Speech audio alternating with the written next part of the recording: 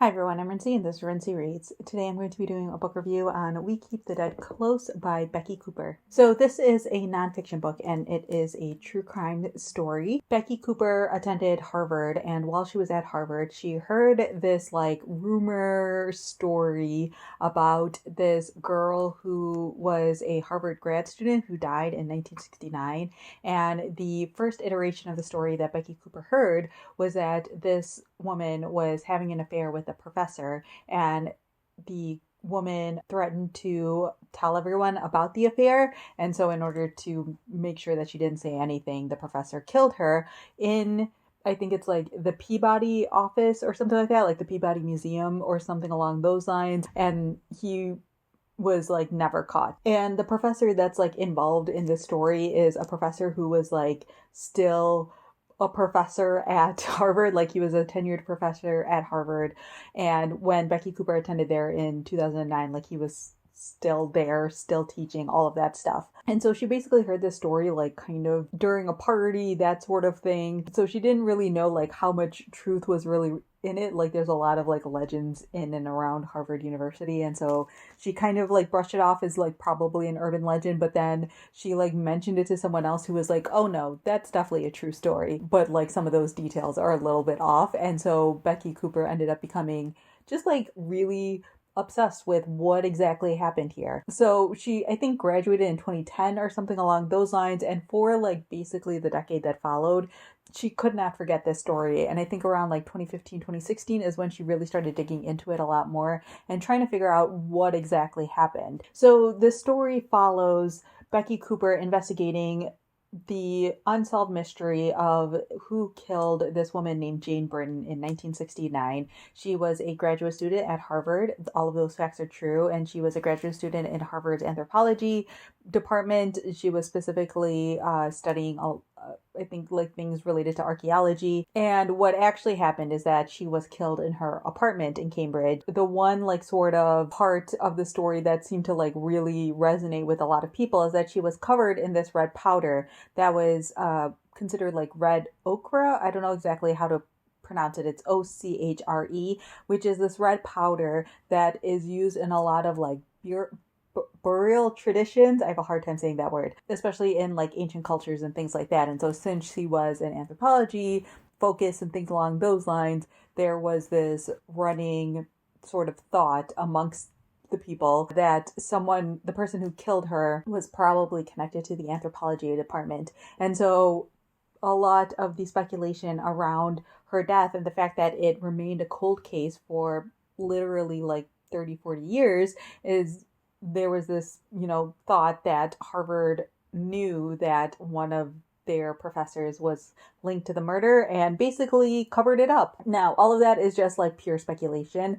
And so what Becky Cooper does over the course of this book is basically provide you with all of the speculation around this story and tries to figure out how much truth is actually behind all of that speculation. So this book is really, really fantastic. And I will say, I'm someone who doesn't read a lot of true crime stuff, and I don't consume a lot of true crime entertainment, I suppose. I hate using the word entertainment, but a lot of it is packaged as entertainment, and the podcasts, Serial and all of that stuff, and the shows Unsolved Mysteries and all these other Netflix miniseries stuff about murders and cold cases and all of that stuff, because for me personally, I think a lot of these programs, again, turn it into entertainment, and I'm very uncomfortable with other people's deaths and these really sad situations becoming entertainment for people like me who live in these safe suburban spaces and stuff like that. And I think there's sort of a lack of awareness in regards to all of that, basically turning all of these people's lives, real people's lives, into spectacles. And it makes me very uncomfortable. I've actually talked about this before in another video where I talked about, I can't remember which podcast it is, but one of the podcasts that was out there that got really, really popular for a season made me very uncomfortable with the way it seemed to provide listeners with this voyeuristic view into another group of people's lives over someone else's death and all of that stuff. So part of me is always very hesitant going into true crime stuff like this, because it, again, can often feel like entertainment at the sake of other people's deaths. But this one is really brilliantly done, partially because it's an examination of like the actual crime itself. But because like Becky Cooper's heard all of these different rumors and speculation and all of that stuff, and she kind of like investigates the truth behind what all of these people's relationships were to Jane Britton as much as she can. And she also like sort of analyzes like how those rumors would come to be in the first place. And I feel like she does a really good job of like combining that with cultural analysis of the way that we tell stories about these murders and mysteries, especially when they go unsolved and there's not like a clear-cut answer to what exactly happened. So she looks into kind of other people who were in the anthropology department at the same time that Jane Britton was, Jane Britton's boyfriend, her family members, friends at Harvard, things along those lines. She actually attends the class of the professor who was supposedly involved in all of this. But as the book progresses, you go more and more into the story of Jane Britton and who she was as a person, and you realize that like the legend that has existed is really, really simplifying what was actually happening during that time. And I think that's kind of like, in essence, what a lot of people do with true crime in general, is like try to simplify the story down into a nice, neat story. But like the way this book investigates what exactly happens, it shows that like life is anything but neat and nicely structured. And so by kind of creating these legends and stories, you are erasing major parts of history. So I really like this book because, again, it looks at kind of like the way that we tell these true crime stories.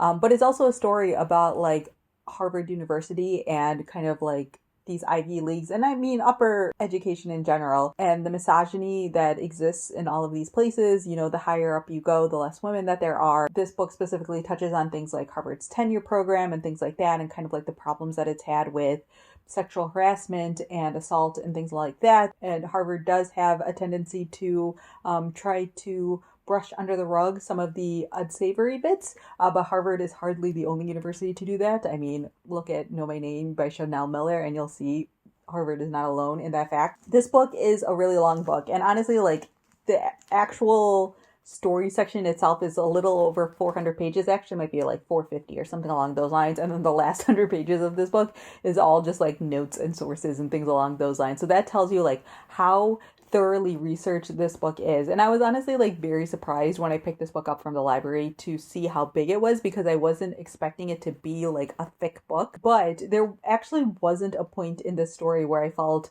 bored or felt like this was padded or anything along those lines. Like I actually didn't think that Becky Cooper / like her editors did a really great job of consolidating these massive amounts of pieces of information and things like that. If anything, the one thing I probably would have wanted was like some sort of like character map almost, or sort of like cheat sheet, because there were a lot of names in here, and there was a certain point where I was like, I don't remember which person from Harvard this person is and stuff like that. But I think that like the thickness of this book shows both Becky Cooper's great reporting skills and that she was able to find so much information and her thoroughness, but it also just again shows you that Becky Cooper explores the complexities of this story, because this could not be like a 200 or 300 page book, because there's a lot of moving pieces in here and a lot of speculation in terms of like who was involved in this murder, and Becky Cooper like explores all of those lines. This is a case that ended up becoming a closed case. Like they found out who did it in, I believe, 2018. So if you wanted to, you could look it up. But I honestly think like the way this book was structured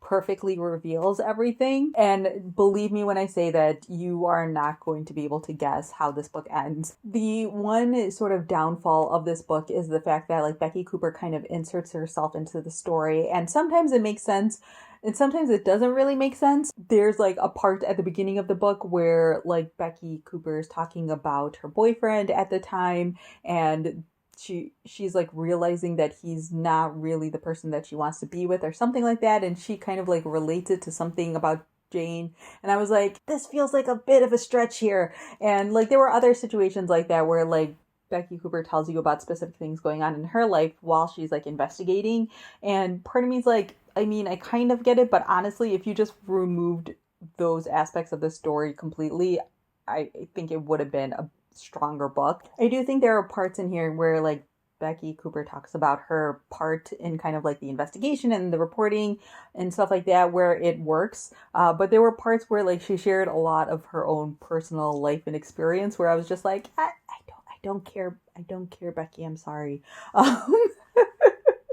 And I don't think I'm going to be alone in that fact. But I do at least appreciate the fact that she did include herself in the story, and she does a really good job of explaining even her own sort of like biases when she's like talking to different people and interviewing different people, especially as it gets further and further into the book and she gets deeper into the investigation. When like something that she believes gets debunked, she is very good at reflecting on that and thinking about the fact that like even she still has biases trying to investigate this, and that even can cause hindrances. And so it's not really a surprise that other people have those as well. Basically, like everyone thinks that they know who the killer is, or they have their suspicions about who the killer is, but it's because they have like a very specific perspective, and Becky's willing to concede to the fact that she does as well, which I really appreciate, because again, I think that's something that's missing in a lot of true crime stuff.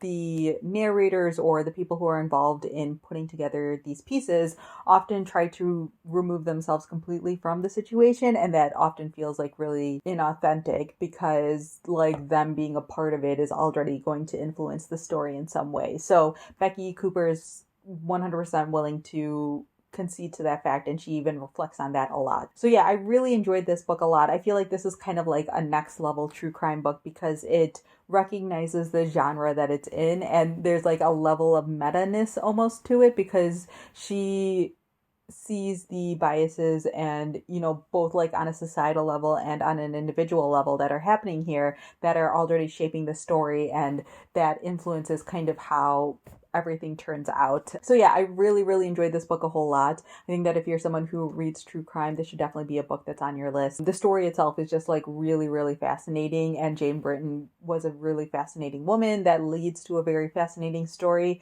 And I think that Becky Cooper does, again, just like a really fantastic job of like really digging deep into all of these rumors and allegations and things along those lines, and tries to figure out how this happened, what exactly happened here, but also like why it went unsolved for decades, and people seem to have given up almost to it a certain extent, and how it ended up becoming this almost urban legend at Harvard University. So yeah, again, I feel like if you are a true crime person, this should definitely be up your alley. But also if you're someone who's just like really interested in like the Ivy Leagues and things along those lines, and kind of like the secrets and the mysteries that they try to uphold, and the people who are trying to break those walls down, this would also be a really great book to pick up. So those are my quick thoughts on We Keep the Dead Close by Becky Cooper. Let me know down in the comments below if you've read this book, what your thoughts were on it. I know a lot of people are really enjoying this one, and I definitely feel like since it came out later in the year, it might have fallen off of some people's radars. So I definitely wanted to do a review of it to talk about it a little bit more. So yeah, I definitely recommend this book a whole lot. If you have any questions about it, feel free to leave that down in the comments section as well. So yeah, that's all I have for now, and thanks for watching.